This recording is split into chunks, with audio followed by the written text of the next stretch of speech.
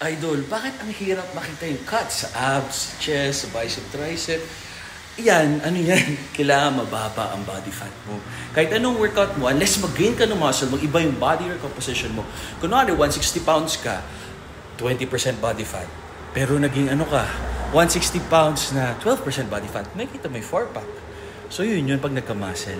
Ngayon, ang pinaka-fastest way is talagang calorie deficit. Tapos tuloy mo lang yung walking, running, kung ano magpapasaya sa'yo. Yung iba tao swimming. Ang swimming, inclined walking, manual treadmill, tsaka backwards walking, maganda sa tuhod. Yung mga high impact, maganda sa mga athletes, sa mga kabataan na walang sakit sa mga joints. And then progressive resistance training overload. Yan.